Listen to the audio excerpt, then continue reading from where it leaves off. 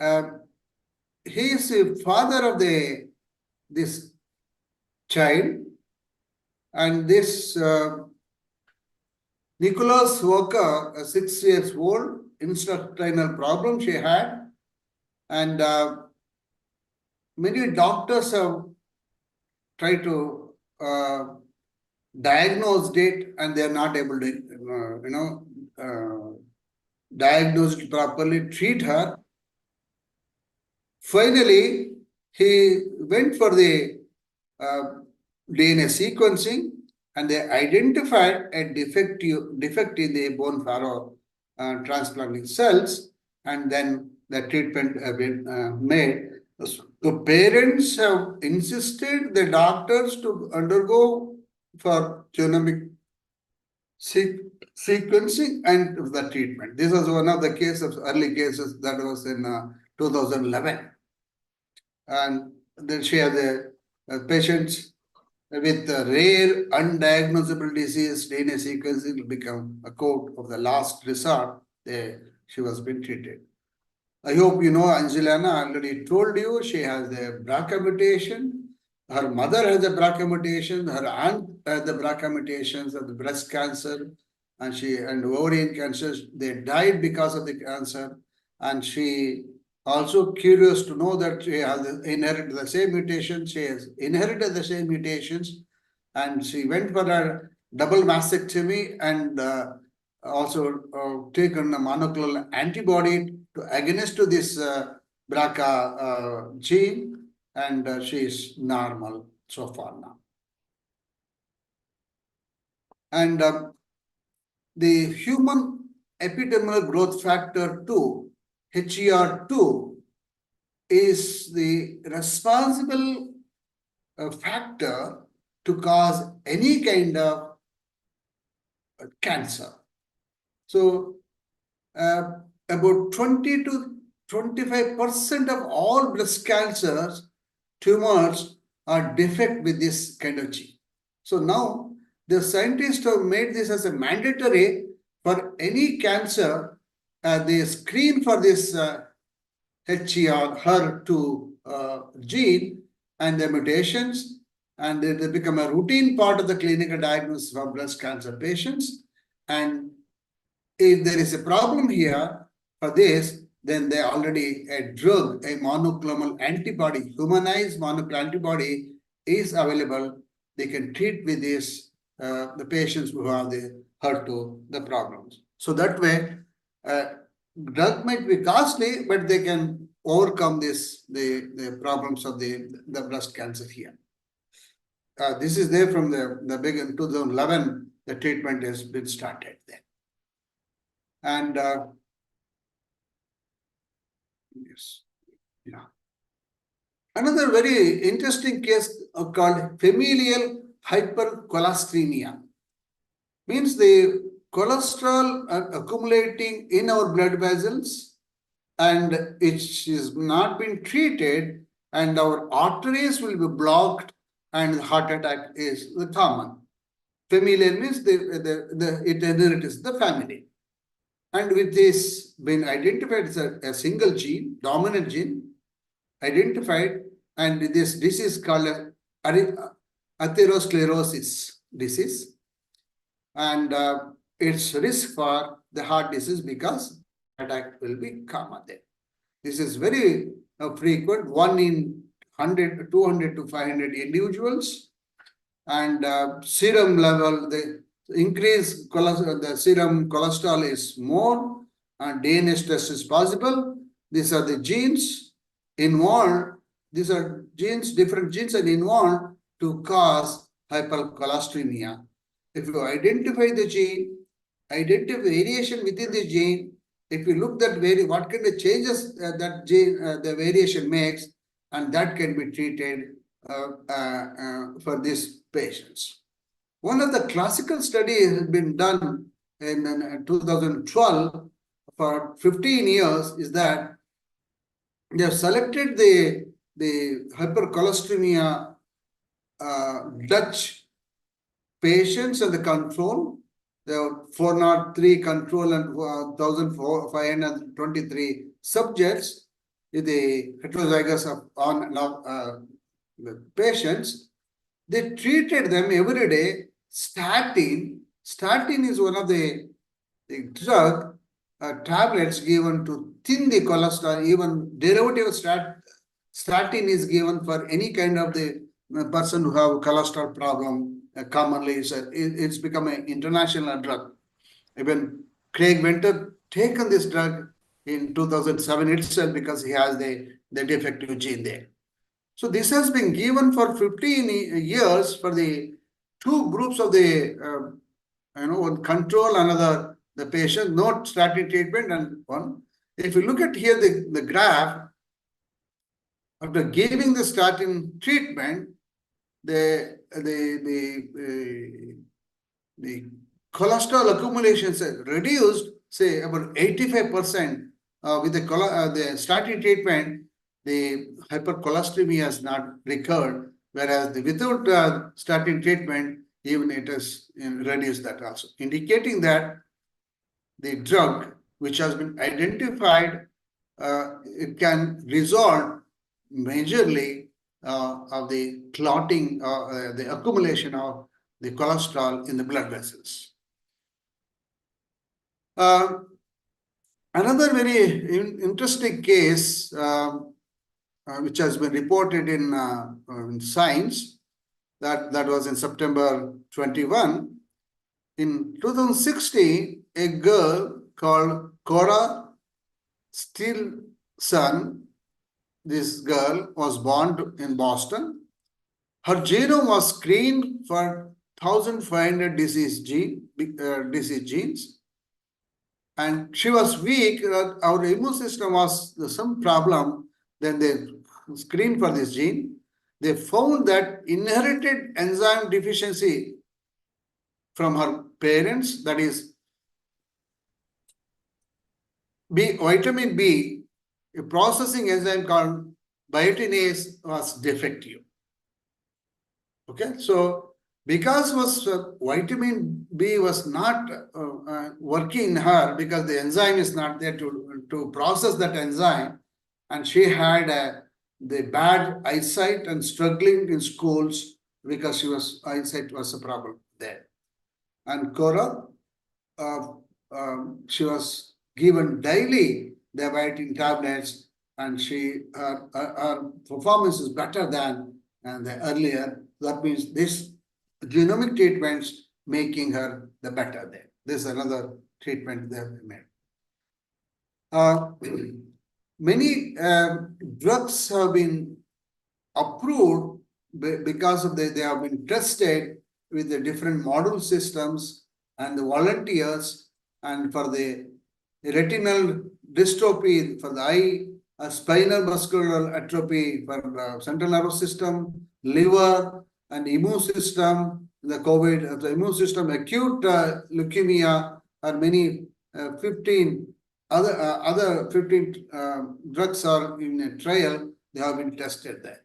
So FDA approved 20 more drugs. What I'm telling that there are drugs have been approved after systematical testing, looking into the genotype of the individuals for the genomic medicine. That's the message I wanted to tell here. Lipid nanoparticles were used to deliver that also, because some of the other particle of the vector that we use or viral vector that we use, that might have effect on the side effects effect on the individual. They use the oil the lipid nanoparticle for the delivery of this for the one. So new innovations and drug delivery to the respective organ where the defective is more effective. That's what they say, the scientists say. Recently, last year, there's a treatment for sickle cell anemia disease. Even when the 2 days back, the 10,000 genome sequence was completed, announced our Prime Minister Modi ji was also talking about the sickle cell anemia, how it's spreading in India, and also the treatment for sickle cell anemia is also possible. One of the group they did about the using CRISPR-Cas9 editing system. So I hope most of you know genome editing by people have got the Nobel Prize for that. CRISPR-Cas9 means this is the guided RNA they use, the Cas9, the enzyme being used. We can edit the defective genome sequence. We can add the right genome, a piece of DNA there, and it will be rectified there. So what they did was they edited the globin gene here, HBG1 and HBG2, a promoter to treat the sickle cell anemia disease. So the promoter regions are defective. So what they did was 3 patients aged of 21 to 24 received a single dose of this CRISPR-Cas9 edited CD34, the hematopoietic stems and progenitor cell. So they given this cell, modified cell, reactivated the switch to fetal hemoglobin in adult sickle cell anemia patient. So using the genome editing technology, a defective gene has been treated and in the stem cells, and the stem cells have been put it back to the individual. The patients were without any side effects. They had a normal life up to 6 to 8 months. They were though there is no death. The improvement they have seen that thing now telling that it's a success story of that, because otherwise this is sickle cell homozygous mutations, they would have been died there also. So patients continue to experience a mild hemolysis, indicating only a partial corrections of the sickle cell anemia. However, a genome editing or the genomic treatment can improve the condition. So this is the one case, but this understanding properly, lot many kind of the treatment can be done with this method. Do you have any questions now so far? What I did broadly describe about the genome genetics, secondly about our medical system, and the thirdly about the current, what is genomic medicine, and the treatment is being done globally for this, for certain selected diseases where the approval has been, and the diagnosis and approval of the drugs were there is being treated now. So genomic medicine is successful wherever its diagnosis is being done, and at least some people are got benefited with that. Now, Indian 10,000 genome sequencing, identifying the rare diseases, Indian specific ethnic group, 99 ethnic groups. This group has particular kind of sequences, and they have the family, that community has that disease. Certainly another 5 years or 10 years down the line, we can have the genomic medicines which can help us to live better with this kind of treatment. That's what the very ambitious, and still I think it's good, it can work when already the success stories are there with this. Sir, till now, any Indian cases are reported for genomic medicine, sir? Where? In India.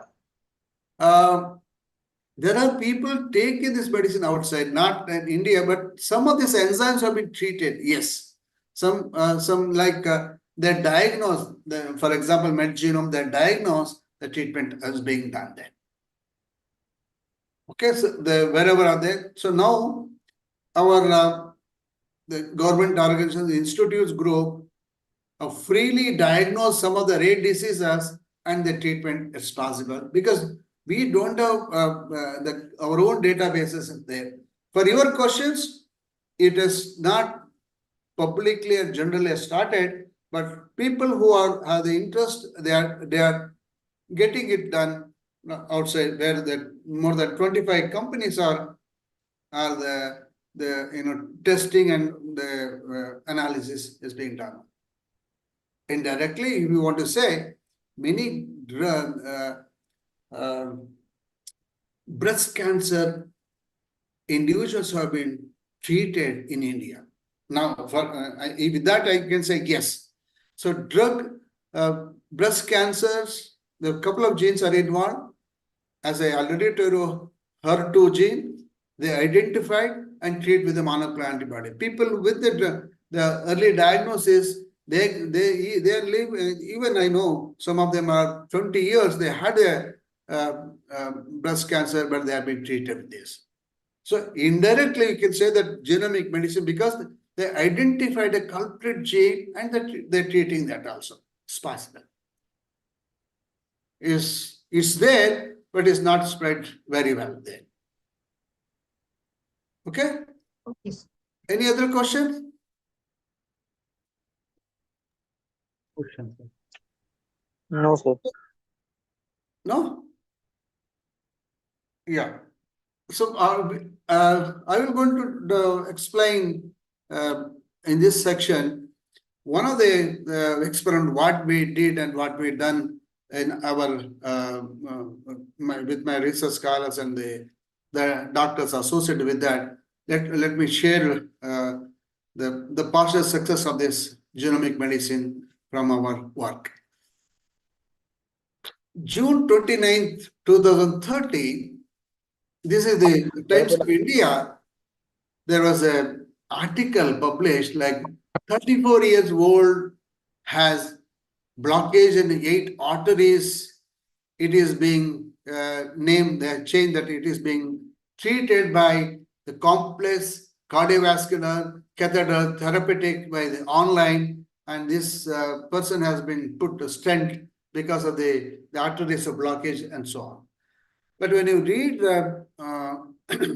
in a greater detail, one of the doctors involved, a cardiologist here, Shabir Dani, and we got interested that how the blockage was there, but only they started treating with the only doctors with their knowledge at the Apollo Hospital in Ahmedabad.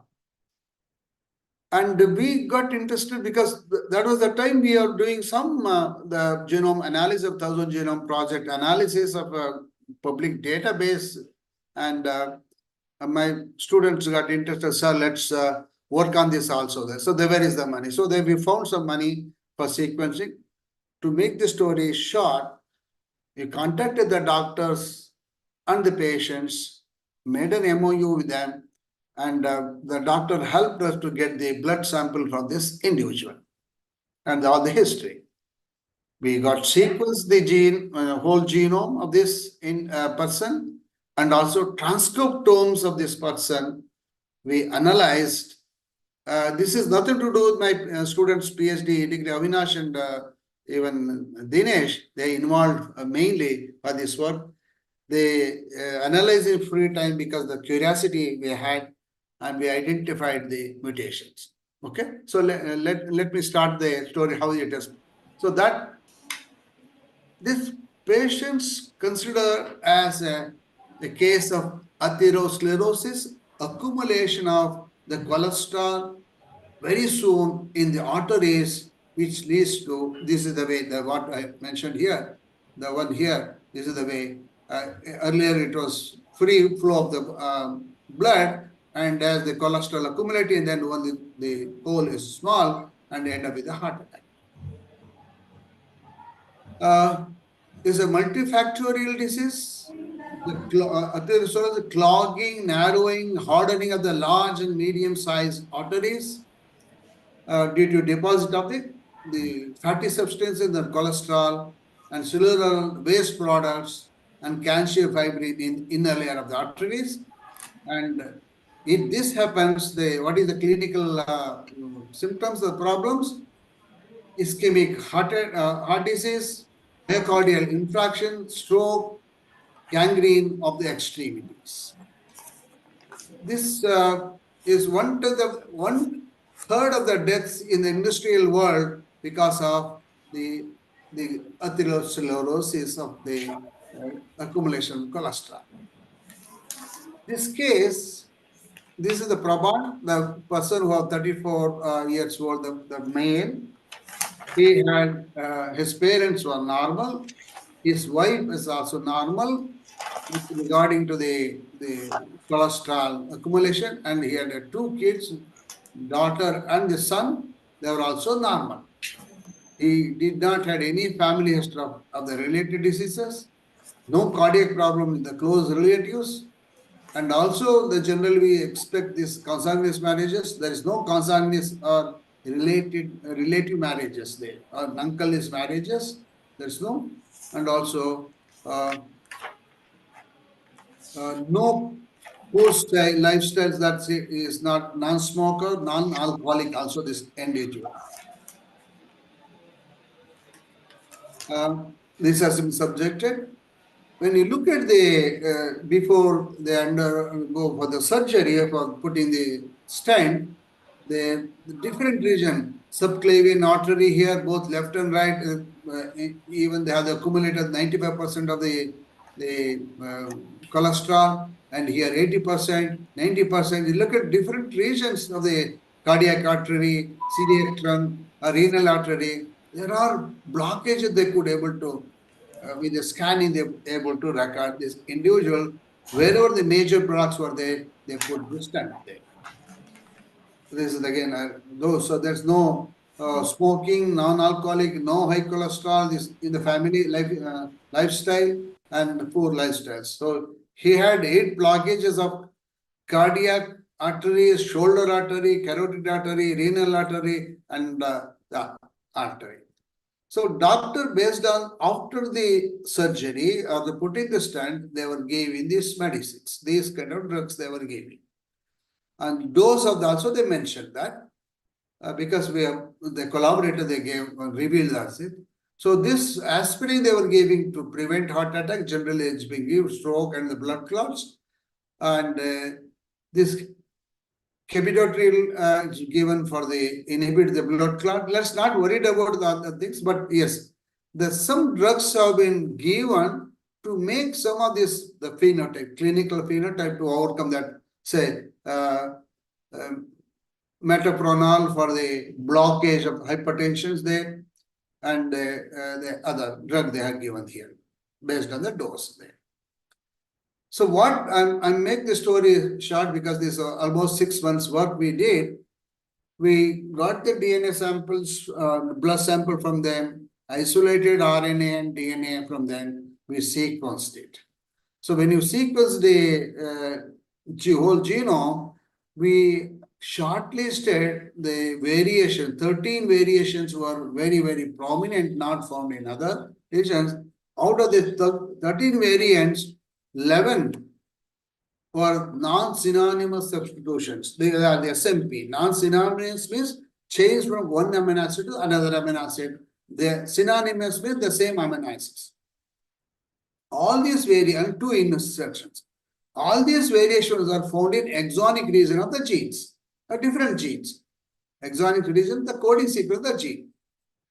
To tell you a few of them, this is the way relevant the genomic variation we identify the subject. ApoB bar, there's a gene present on the 16th chromosome. This information available in literature. And this we identify in the heterozygous conditions. Not both the copy, only one copy is defective. That is substitutions. Here, single base substitution at the coding position of 507 and GAG2, TAG, and the second exons, glutamic acid to become stop codon. So this the protein is stopped, not synthesizing. Truncation, we call this as a truncation. That means the protein is not going to be formed. The apolipoprotein is not going to be, the receptor is affected there. So this is involved in the pathway of processing of the cholesterol from going from blood to the liver through different levels, the foam cells and different kinds of cells. Step 2, different genes here, 2 substitutions here. They are there. Leucine to glutamine and the LDL scavenger receptors are defective here. SOL1, here also LDL receptor is defective. That's again the mutation from the single. The G is mutated to here, glutamic acid to lysine. Another IT-GAM is also non-polar hydrophobic loose into arginine, and this is defect here. So cell addition. So we identified that these are the variations found, these genes involved in the heart development pathway or heart development pathway as well as diabetic the one. So based on our results, which gene and which pathway, which kind of functions are affected, they re-describe the medicine. So for IT-GAM, to make the IT-GAM to overcome the mutation to IT-GAM to overcome, and this medicine they are given, where is statin, the derivative statin inhibits the foam cell formation through inhibition of APO-dependent mechanism. APO-bar prevents the thrombosis formation. They gave the one they gave on the same one they mentioned. And LAM2, we identified the mutation, LAM2 mutations in the upper master gene, which regulate the about 100 down-regulating genes, which is essentially involved in the diabetic pathway, and metformin is given to overcome the defect of the LAM there, like other two genes they have given. So after giving this 6 months or 8 months, the accumulated cholesterol was minimum. I'm not telling this completely reduced, is minimum. So doctors was happy, and the person came for twice for the follow-up studies for 2 years. After that, there's no contact about this. So the success story is that based on the genetic defect, a gene defect, the treatment is given, and it is prolonged for 2 years, not having the severe blockages. This is the story. The second work, with regard to the genomic medicine, is that we were working about the genetics of asthma by identifying about 800 SMPs in the different genes which causes the asthma treatment. And one of the gene what we selected is the ADAM33, which has a SMP that have been identified with SMP. SMP is a known SMP, the RSID is this. So minor allele is the TT. And when the drug is given, like a drug generally for asthma, they give the cholesterol, not the cholesterol here. Here they give the steroid. The drug, the inhaled corticosteroid and long-acting beta agonistic they are given. Because our collaborator was the Dr. Mahesh from PM Mahesh from JSS Hospital. He was the one working with the clinical samples, and we were doing the genetic analysis there. And we identified this minor allele treatment. This SMP, this another SMP has poor treatment response. Whenever they give this steroid, because we have taken the samples and we analyze the samples, so we know which patients have which variations, and then the treatment, whatever is given, we identified that some of the patients were resistant to this drug. And when you look back to the genetic data or SMP data, there is a changes also. So this can be used as a marker, because that drug has to change the drug. Hello? So these can be used as a genetic marker for predicting the response of this. So SMP specific drug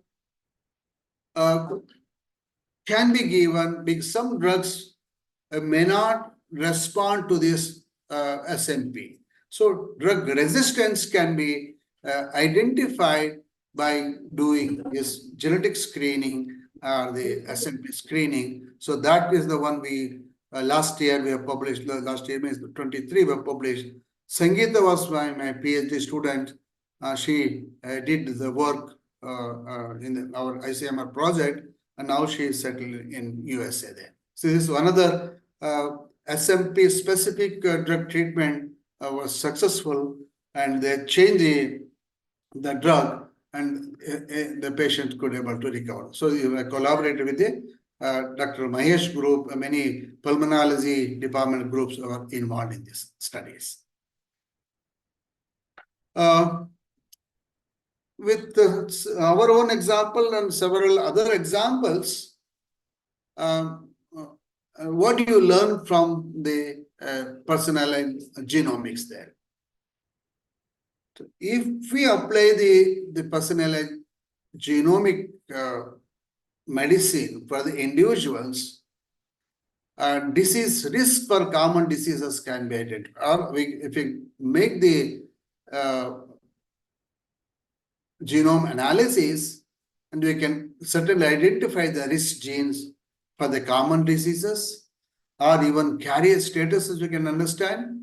Familial trait or disease relations can be known, and based on that treatment can be given. Pharmacogenomics or pharmacogenetics, wherein the drug susceptibility, as already we have shown, can be identified.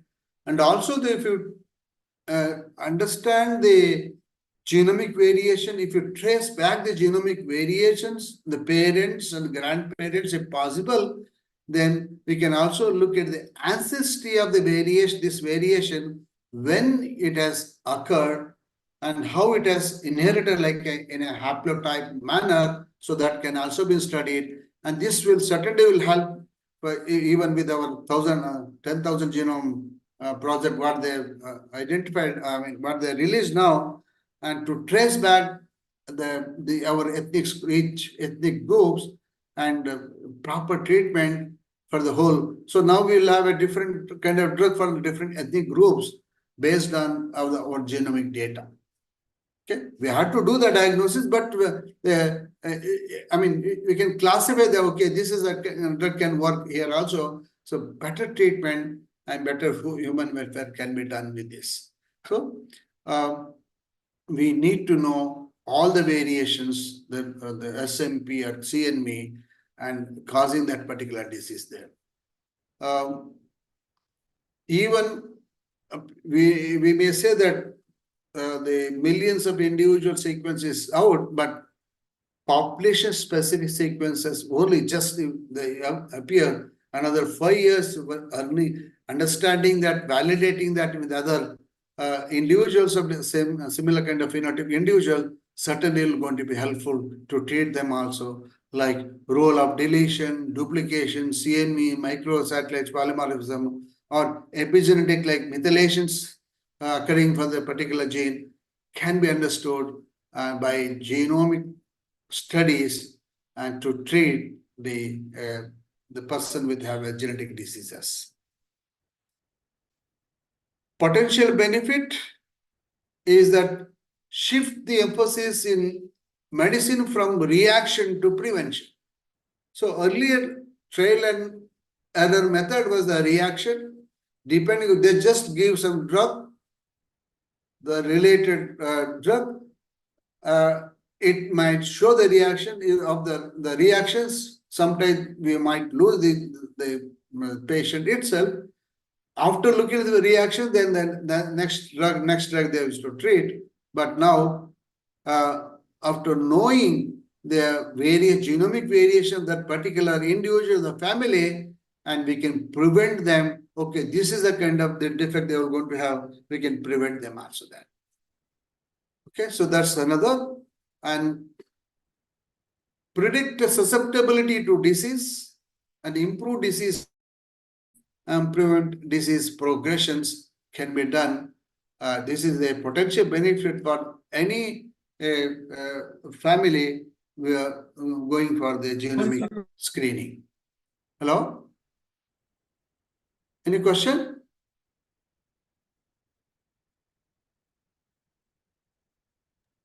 No, sir. Okay. Customized disease prevention strategy can be explained, can be established. So we cannot have the common strategy, one drug for everybody or one shoe for everybody cannot be, but customized one, because every individual is different. And I said in the beginning itself, we do have unique the genetic components in each one of us. And if you understand the genomic structure, and we can have a customized prevention, and not always we don't need to go for the drug. Prevention can be done. We can change our lifestyles, we change our environment, we change our many of our features we can change. That way, customer disease prevention management can be done there. This can give more direct, effective drug, not the broader drug which has more side effects. This can be avoided, the side effects. And now we call this future paradigm of the preventive medical care. We call this as the genomic medicine is a preventive medical care. You screen these samples and identify the predisposing factors, the genetic defects, and monitoring the defects and apply the preventive measures for this. Monitoring and follow up that also, okay, the treatment is working with that individual also. That way, disease severity can be controlled, we can prevent, and less side effects will be there with the genomic medicine. Whatever I said so far is not, it's easy. So it's expensive. We need to, because of our economy is, also play a major role here.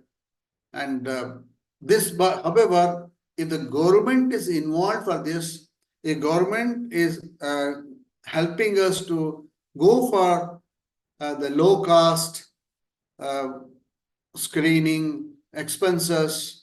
Since we have our own databases, certainly it will going to be helpful in another 5 to 10 years. The healthcare of Indian healthcare is equivalent to UK or Canada because their healthcare system is very, very good there. But however, we do have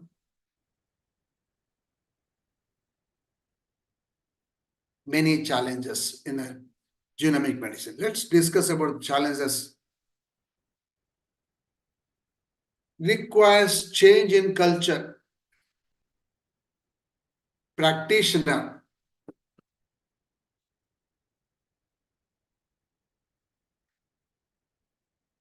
So practitioners here is the doctors and hospitals.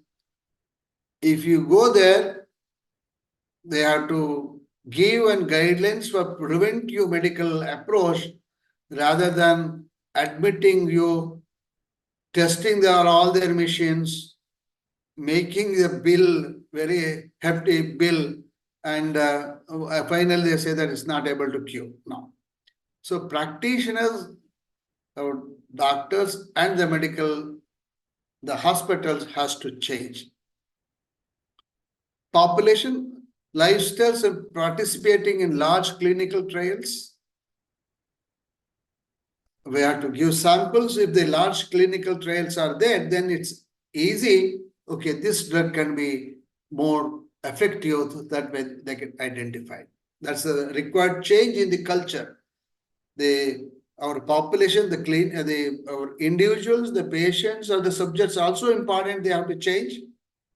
And also our system, the doctors and the hospital also has to change to adapt to the genomic medicine. Second, we require change in medical data analysis. So data analysis driven by lab data, not knowledge of pathogenesis. huge amount of information, pattern recognitions. So if you have genome sequencing there, if they have done exome sequencing, targeted sequencing, huge data will be there. Somebody should be there in hospital to analyze the data, correctly data, to put the data and establish the patterns in this data. Okay, these the three genes are involved, these three genes were defective in this kind of pathway. If the master gene or the upper gene, upregulating genes, if you control that, other two genes also been controlled. So the foundation, the fundamentals should be aware of this. The medical data analysis and interpretations there. Require change in the diagnostic approach. And whatever we say, but it's unseen algorithms. The evaluation of that dynamic complex system and not only just a linear pathway. Maybe if something is shut down for any neurodegenerative diseases, if one pathway is shut down, the neurons have a plasticity to develop the other, penetrate other way and get into the another alternative pathway. But one should understand those kind of things also. So less hypothesis driven, increased reliance on the protocol has to be changed in our genomic, even our setup hospitals and the persons who are involved in that case.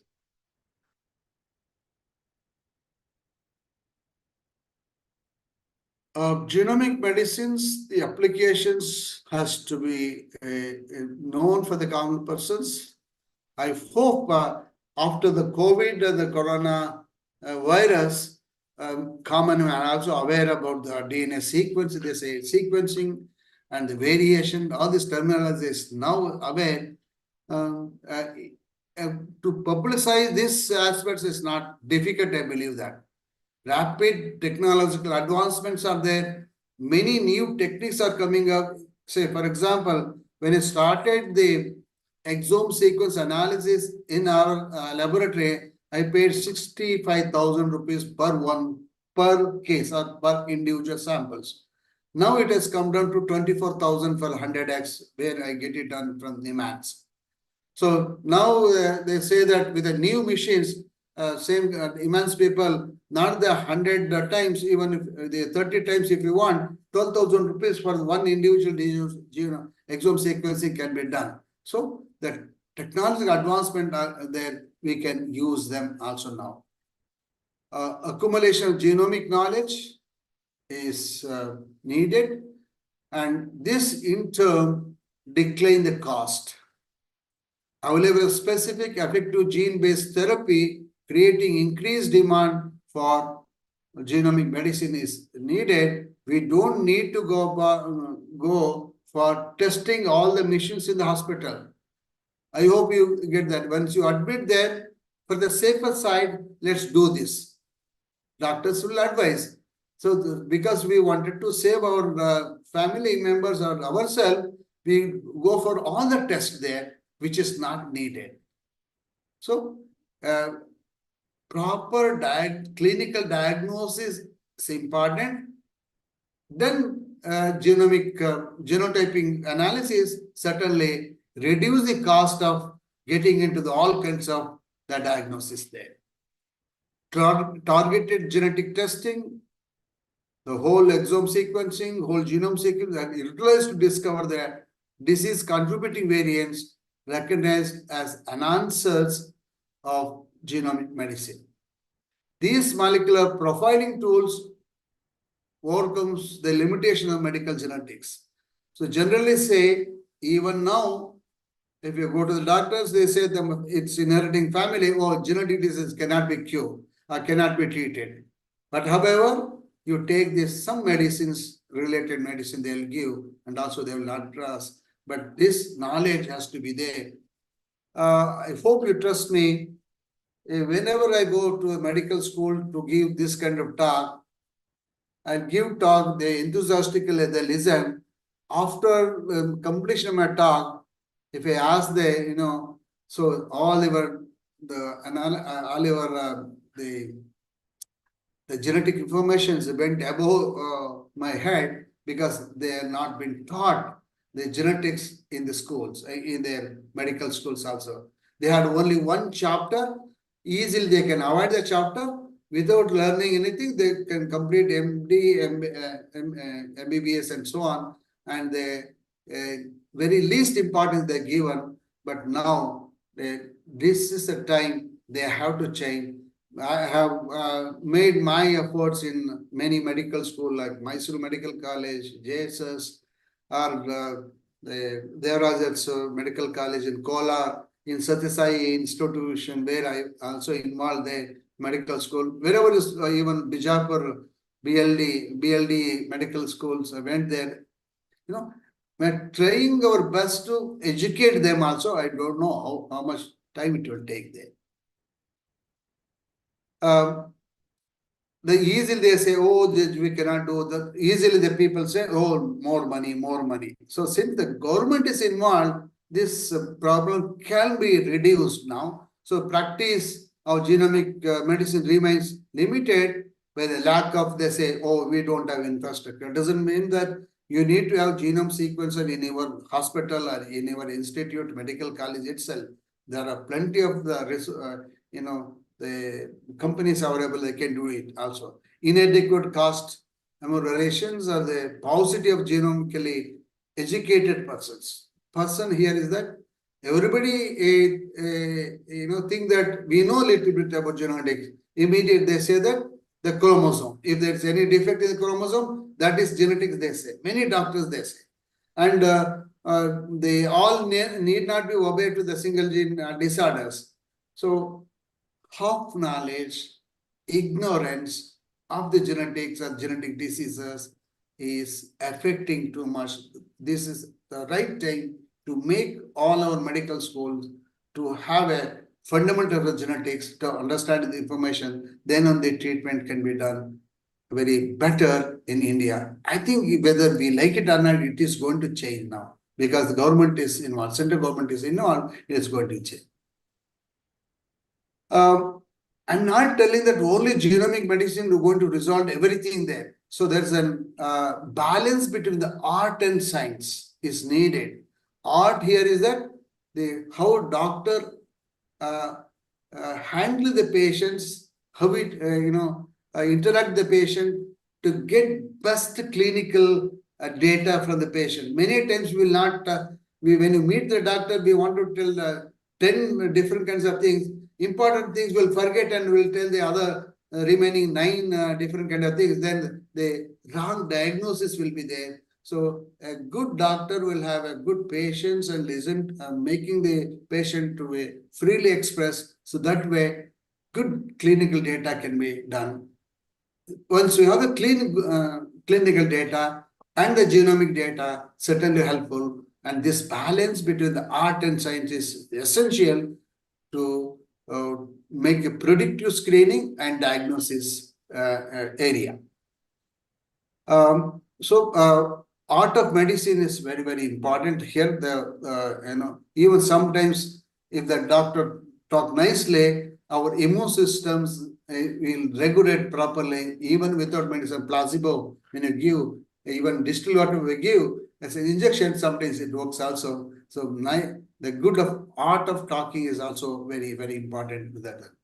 Because that they will have essential for successful implementation of preventive and therapeutic measures, we need to have the balance of art and science in the medical care. Future of genomic medicine is on the way now. That complex genetic diseases and the risk and what are the problems, that is roadblocks, signals and therapies should be known. Make all the concerned persons should be available. That means our syllabus or curriculum has to be changed in the medical school, or even basic science also, to give importance to make them understand. comprehensive catalog of all the molecular lesions. These slides are made when 10, 15 years ago, wherever I go, I used to present this. But now we have the comprehensive catalog, Indian specific genomic sequence are available now. Understand the genetic basis of nearly all medical Mendelian disorders or their diagnosis and cure should be known to the respective persons. To expand the basic science,